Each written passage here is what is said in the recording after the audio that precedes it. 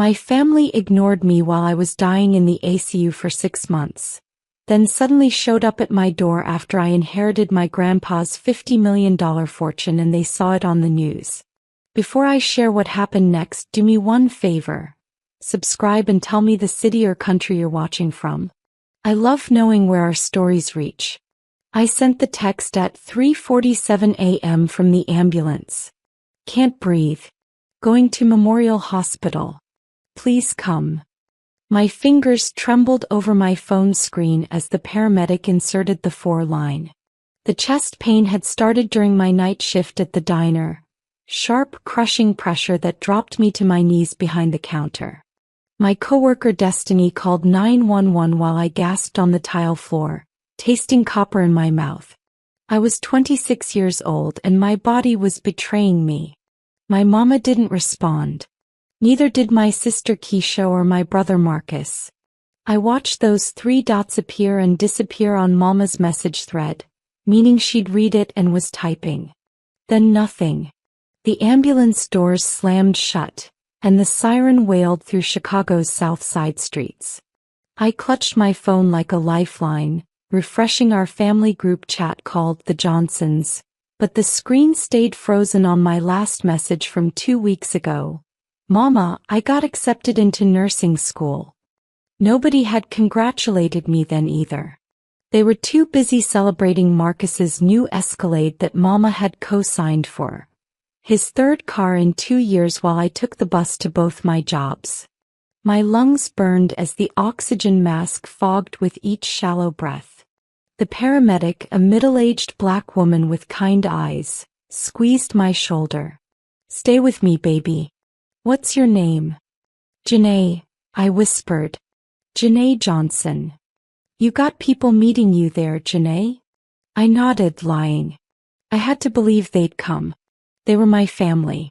The ER doctor's face told me everything before his words did. Miss Johnson, you're an acute respiratory failure. Your oxygen saturation is at 72%. We need to intubate immediately. The fluorescent lights above blurred as nurses swarmed around me. I heard someone shout about calling the ICU. My phone buzzed once, finally. But it was just a notification from Instagram showing Keisha had posted a selfie at some club, her caption reading, "Living my best life," with champagne emojis. Not a single question about where I was. Not one "you okay?" text. The breathing tube went down my throat before I could scream. Everything went dark, but I was still conscious enough to feel the violation of it, the panic of not controlling my own breath. Machines beeped frantically. Someone said, "Systolics dropping," and another voice responded with numbers that meant nothing to my terrified brain. When I woke up, or partially woke up, sedated and confused, a doctor stood over me. Dr. Patel, her badge read. She explained I had severe pneumonia complicated by an undiagnosed autoimmune condition that was attacking my lungs. "You're critically ill," she said gently. "We're going to fight for you." She asked about emergency contacts. I croaked out my mama's number through the tube. She called immediately. I couldn't hear the conversation, but I watched Dr. Patel's expression shift from professional concern to something like disgust. "I see," she said coldly. "Well, your daughter is fighting for her life. Room 412. She hung up and touched my hand. She said she'll try to make it. Try. That word echoed in my sedated consciousness like a death sentence. Days bled into each other in that ICU room. Morning light through the blinds, then darkness, then light again. An endless cycle measured only by shift changes and medication schedules. My nurse Rochelle, a heavy-set woman in her 50s with braids wrapped in a colorful scarf, became my only constant. She talked to me even when I couldn't respond, telling me about her grandkids, reading me Bible verses, playing gospel music softly from her phone. "Your mama coming today?" she'd ask hopefully each morning while checking my vitals. I'd blink once for no, our established code. Her jaw would tighten, but she'd squeeze my hand and say, Well, you got me, baby. You ain't alone. But I was alone. Devastatingly, completely alone. Through the fog of sedation and fever dreams, I'd hear other patients' rooms filled with voices. Worried spouses, crying children, praying grandmothers. My room stayed silent except for the mechanical whoosh of the ventilator breathing for me. I couldn't even cry properly with that tube down my throat. Tears just leaked from the corners of my eyes while Rochelle dabbed them away. Week 2, my phone died. Nobody had brought me a charger. Rochelle charged it at the nurse's station, and when it powered on, I had 63 Instagram notifications, 47 TikToks, and 0 missed calls from family. Marcus had posted a video of him and Keisha at Mama's house for Sunday dinner. My empty chair clearly visible in the background. The caption, "Family first, always." I wanted to throw that phone across the room. Instead, I just closed my eyes and let the morphine pull me under, hoping I wouldn't wake up to this nightmare again. I didn't know Grandpa Raymond had come until week 3, when consciousness became slightly more reliable. He appeared like a dream at my bedside, 87 years old and sharp as ever in his pressed slacks and cardigan. His weathered brown hands covered mine, and tears ran down his face into his white beard. "Baby girl," he whispered. "What they done to you?" He'd found out through his church network. Somebody's cousin worked at Memorial and mentioned a Johnson girl alone in ICU. He'd called Mama immediately, demanding to know why she wasn't here. Through my haze, I heard him on the phone in the hallway, his voice carrying that authoritative tone that made people listen. "You telling me you too busy to see about your dying daughter? What kind of woman are you, Gloria?" Her response must have been bad because Grandpa came back in shaking with rage. But he smoothed his face for me, pulling up a chair. "Listen here, Janae. I ain't raising you from the dead to have you lay down and quit, you hear me? Johnsons are fighters. Your grandmama fought through Jim Crow. I fought in Korea. You gonna fight through this?" He visited every single day after that. Brought me flowers, read me newspapers, told me stories about the old days when he'd built his construction business from nothing. "Started with these 2 hands and a hammer," he'd say, holding up his gnarled fingers. "Built half the South Side, baby. And I'm gonna make sure you got something to come back to." Those visits saved me. But nobody else ever came. Rochelle, bless her heart, became my spy to the outside world. She'd hold my phone up so I could see the family group chat, reading aloud when I couldn't focus. The messages made my blood pressure spike so badly that Dr. Patel finally said we had to stop, but not before I heard enough. "Mama, 10:23 a.m. Y'all coming to Marcus's birthday dinner Saturday? I'm making my ribs." Keisha, 10:47 a.m. You know it. Can I bring Deshaun? Mama, 10:48 a.m. Of course, baby. More the merrier. Marcus, 2:15 p.m. Ma, can you lend me $800? Car payment due. Mama, 2:17 p.m. I'll cash advance my credit card tomorrow, baby. Not one mention of me. Not one "How's Janae doing?" or "Anybody been to visit her?" It was like I'd been erased from the family narrative entirely. Rochelle's hand shook with anger as she scrolled. "This ain't right," she muttered. "This ain't right at all." Week 5, Keisha posted photos from Marcus's birthday party.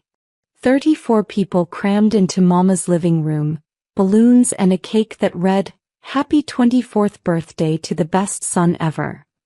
I counted faces. Aunts, uncles, cousins I'd grown up with, family friends who'd watched me graduate high school. Not one of them had asked about me. In one photo I spotted something that made my sedated heart race. Mama wore the diamond earrings I'd saved 3 months to buy her for Christmas. She was smiling, her arm around Marcus, completely unbothered. Completely at peace with having a daughter dying alone 3 miles away. That's when something inside me broke. Or maybe it finally healed into something harder, something that would never forgive. Month 4 in the ICU and I'd been downgraded from critical to serious. Progress measured in millimeters. The ventilator was out, replaced by oxygen cannulas that let me whisper short sentences between gasping breaths. Grandpa Raymond visited twice daily now, morning and evening like clockwork. He'd bring lukewarm soup from the cafeteria and feed me carefully, talking about everything except the family that abandoned me. Until one evening in late September when autumn light slanted golden through my window. He pulled his chair close, his expression serious. "Janae, baby, I need to tell you something important. About your inheritance." I blinked, confused. Inheritance? Grandpa was comfortable, sure. Owned his house outright, had his military pension. But he still clipped coupons and drove a 15-year-old Buick. "Nobody knows this," he continued, voice low. "But that construction business I started in 1965? I sold it in 1998 for $22 million. Been investing smart ever since. Real estate, stocks, bonds. I got a financial advisor at Merrill Lynch, a trust attorney, the whole 9 yards." He paused, studying my shocked face. "I'm worth about $50 million, Janae. Give or take." I couldn't breathe, and this time it wasn't the pneumonia. 50 million? My grandpa who wore Goodwill cardigans and reused plastic bags? "I lived simple on purpose," he explained. "Didn't want my kids, your mama and her brothers, turning into lazy, entitled fools. Told them I had enough for my retirement, nothing more. But I've been watching all my grandchildren. Watching to see who had character, who had heart." His eyes welled up. "Only one of you ever called just to check on me. Only one remembered my birthday without being reminded. Only one offered to help me shovel snow last winter even though you worked 2 jobs. You," I whispered. Grandpa pulled a folder from his bag filled with legal documents. "Already changed my will, baby. Everything goes to you. Every penny, every property, every stock certificate. Your mama and them." He shook his head bitterly. "They get nothing. Not after this. Not after they let you lay here dying without even a phone call." My tears came then, hot and fast. Not because of the money, I could barely process that, but because somebody saw me. Somebody valued me. "Grandpa, don't say that. You're going to live forever." "I'm 87 with a pacemaker," he said gently. "I'm living on borrowed time. But you're gonna survive this, and you're gonna have the life you deserve. Promise me something, though." He leaned close. "Don't you tell them about this money. Not your mama, not Keisha, not Marcus. Nobody. I want to see who they really are when they think there's nothing to gain." I promised, my voice raspy but firm. "Not a word." "Good girl." He kissed my forehead. "Now, soon as you're out of here, we're going to my lawyer. Getting everything ironclad. Power of attorney too, in case something happens before you're fully recovered. I ain't taking chances on Gloria trying to contest this." We spent the next hour going over details. His lawyer's name was Rebecca Steinberg, a Jewish woman he'd worked with for 20 years. His financial advisor was David Chin at Merrill Lynch. He showed me account statements that made my head spin. Numbers I'd never imagined existed in real life. "This is your foundation," Grandpa said. "What you build on it is up to you. But build something good, Janae. Build something that matters." I swore I would. Month 5 marked my medical miracle. The autoimmune specialists finally identified my condition. A rare disorder that attacked lung tissue but responded to aggressive immunosuppressant therapy. Dr. Patel rushed into my room with the news, actually hugging me. "We've got you, Janae. You're going to make it." Physical therapy started immediately. I couldn't walk 50 feet without gasping, couldn't lift 5 pounds, couldn't stay awake more than 3 hours at a time. But I was alive. My lungs were healing. The ventilator was a nightmare I'd survived. Rochelle cried happy tears during my first successful lap around the ICU floor with a walker. "Look at you," she exclaimed. "Told you God wasn't done with you yet." Grandpa brought celebration. A small cake from the bakery near his house. "Welcome back to life," written in purple icing. We ate it together in my room while he told me about the trust fund he'd established in my name, the board of advisors he'd assembled, the investment strategy designed to make the money grow. 50 million becomes 100 million with smart management, he explained. Generational wealth, baby. Your kids' will be set up. I still couldn't wrap my mind around it. Just 2 months ago I'd been calculating whether I could afford both dinner and bus fare. Now I was being told I'd never worry about money again. It felt surreal, disconnected from reality, like the morphine dreams I'd been having, except Grandpa's legal papers were solid and real in my trembling hands. Meanwhile, my phone stayed silent from family.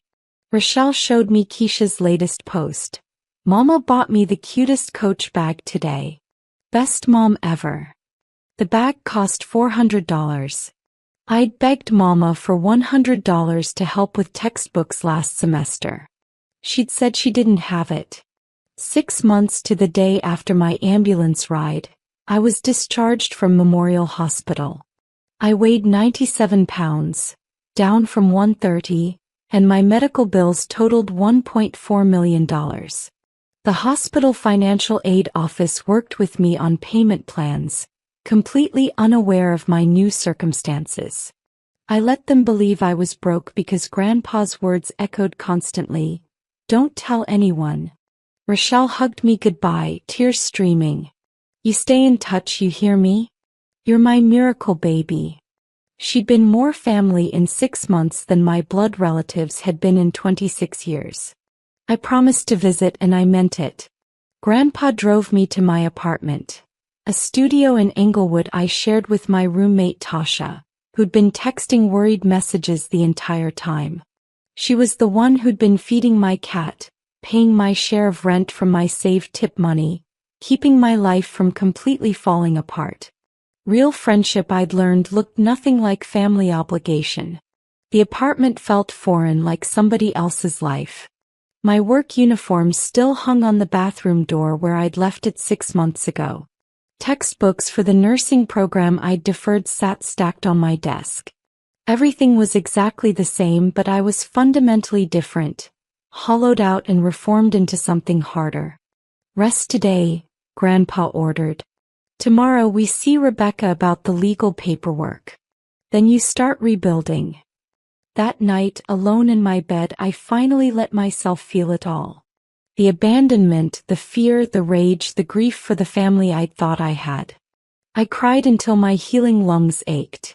Then I dried my tears, pulled out my phone, and did something I'd been planning for weeks. I took a selfie, me skeletal and scarred, oxygen cannula still in my nose, and posted it to Instagram with one sentence: "Survived." Within an hour my phone exploded. Mama called 17 times before I answered. "Janae? Baby? Oh my God, I just saw your post. What happened to you? Why you look like that?" I let the silence stretch. Then voice flat. "I was in the ICU for 6 months, Mama. I texted you from the ambulance. Remember?" "What? No baby, I never." She paused. I could hear the lie forming. "My phone's been acting up. I swear I didn't see no text. 6 months? Why didn't you call me?" "I couldn't call. I was intubated. On a ventilator. Dying." Each word came out cold and precise. "Rochelle, my nurse, called you multiple times. Left voicemails." Silence. Then, "Well, I've been going through some things myself." "Don't." I cut her off. "Just don't." Keisha texted in the family group chat. "OMG, Janae. Why didn't you tell us you were sick? We would have been there." The gaslighting was immediate and shameless. Marcus chimed in. "Damn sis, you should have said something. You know we got your back." I screenshot every ignored message I'd sent over 6 months and posted them to the group chat without comment. Then I muted it. Let them sit with their lies where everyone could see them. Within hours, extended family started calling. Aunt Rhonda. Baby, your mama said you was upset but we didn't know. Uncle Jerome. Now Janae, family don't hold grudges. Cousin Tamika. Girl, you being dramatic. You know your mama love you. I blocked them all. Every single person who'd been at Marcus's birthday party laughing while I was dying. Every single one who could have asked, could have checked, could have cared, and didn't. Tasha watched me delete contacts with grim satisfaction. Good, she said. Toxic is toxic, blood or not. Grandpa called that evening. You ready for tomorrow? Rebecca's got all the papers drawn up. I'm ready, I said. And I was. Grandpa Raymond died in his sleep on a Tuesday night, 3 weeks after I was discharged. The doctor said his heart just stopped. Peaceful, no pain, exactly how he'd wanted to go. I found him the next morning when he didn't answer my check-in call. I used the key he'd given me and discovered him in his favorite chair. Obituary page open on his lap, coffee cold on the side table. I didn't cry. Not yet. First, I called Rebecca Steinberg like Grandpa had instructed. Then I called the funeral home he'd already paid for. Then I sat with him for an hour, holding his hand, thanking him for seeing me, for saving me, for loving me when my own family wouldn't. The funeral was small. Rebecca, David Chin, some church friends, Rochelle and Dr. Patel who'd come to pay respects, Tasha and me. Mama showed up in a black dress and dramatic tears, throwing herself on the casket. Daddy. Oh, Daddy, no. Keisha and Marcus flanked her, looking appropriately somber. They hadn't visited him once in the past year. I had receipts. His phone log showed only my calls. But I said nothing. Let them perform their grief. After the service, Rebecca pulled me aside. The will reading is Friday. Are you ready? I nodded. Mama tried to approach but I walked away. I'd buried my grandfather. I wouldn't give her my trauma too. Friday came. Rebecca's office was all dark wood and leather, intimidating and professional. Mama arrived with Keisha and Marcus, all dressed up, faces arranged in expressions of hopeful sadness. They thought they were getting a modest inheritance, maybe $50,000 to split. The house at least. Rebecca read the will. I watched their faces change as she detailed every asset, every account, every property. $50 million all to Janae Marie Johnson. Mama's face went through stages. Confusion, shock, disbelief, and finally rage. Pure, undiluted rage. This is a mistake, she said. No mistake, Rebecca replied coolly. Mr. Johnson was of sound mind. I have medical documentation. Marcus stood up. This is bullshit. She manipulated him. Sit down, Rebecca commanded, or I'll have security remove you. This meeting is concluded. Mama turned to me, eyes wild. You did this. You poisoned him against his own daughter. Her voice rose to a shriek. You ungrateful, manipulative. I was dying, I said quietly. For 6 months. And you never came. Not once. I stood, gathering my purse. Grandpa made his choice based on who you showed yourself to be. That's all.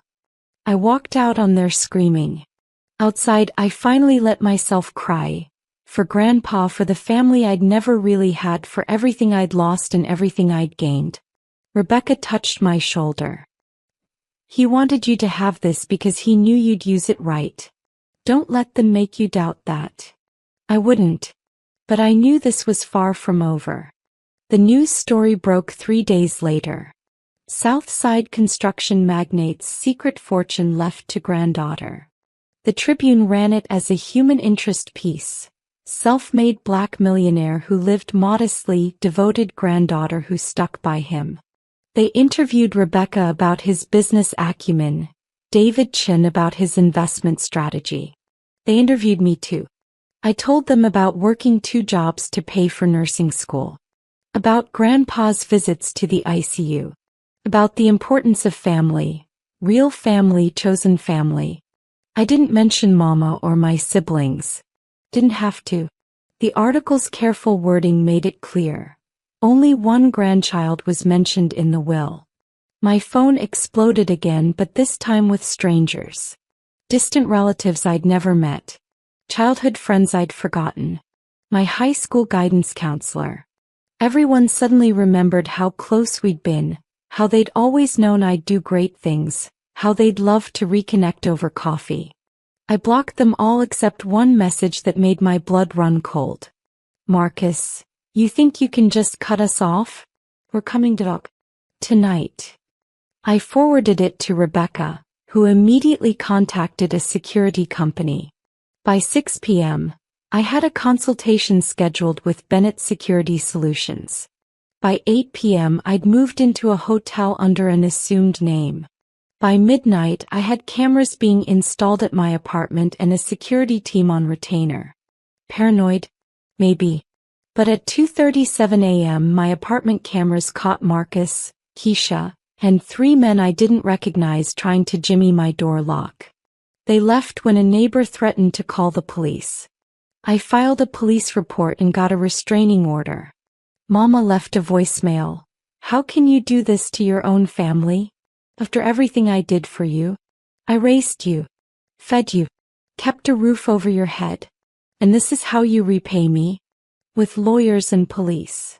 I saved it. Rebecca said it might be useful later. 6 months after Grandpa's death, I sat in my new condo, a penthouse in downtown Chicago with floor-to-ceiling windows overlooking the lake. The space was mine, truly mine, decorated with art I'd chosen and furniture that felt like home. My health had returned mostly. I'd gained back the weight, my lungs functioned at 80% capacity, and I could walk without gasping. I'd also started the Raymond Johnson Foundation, dedicated to helping young people from underserved communities access health care and education. Our first initiative, paying ICU bills for patients without family support, ensuring they had visitors, providing counseling. Rochelle was our director of patient services. Dr. Patel consulted on our medical advisory board. The nursing program was back on track. I'd start in the fall. But now I could attend full-time, focus completely, not worry about rent or food or bus fare. The freedom of it still took my breath away sometimes. Mama, Keisha, and Marcus tried suing me 3 times. All 3 lawsuits were dismissed. Rebecca was worth every penny. They'd finally gone quiet, but I knew they were out there, bitter and waiting. Let them wait. I'd built walls they couldn't climb. Tasha lived in my guest room rent-free, finishing her engineering degree. You're going to change the world, she told me one evening as we watched the sunset paint the sky orange and gold. You turned trauma into purpose. That's powerful. Maybe. Or maybe I was just a girl who survived. Who learned that family isn't always blood, that love is a verb not a noun, that you can grieve what you never really had while building something better from the ashes. My phone buzzed, a text from a number I didn't recognize. This is Keisha's friend Monique. I was in the ICU last month, alone. The Raymond Johnson Foundation paid my bills and sent volunteers. Thank you. You saved my life. I smiled and replied, you saved your own life by fighting. We just helped. This was Grandpa's legacy. Not the money, but the choice to see people, to value them, to show up. He'd shown up for me when I was dying. Now I'd show up for others. The family that ignored me thought they lost an inheritance. They never understood they'd lost something far more valuable. Me. Their loss was my freedom, and I was finally beautifully free.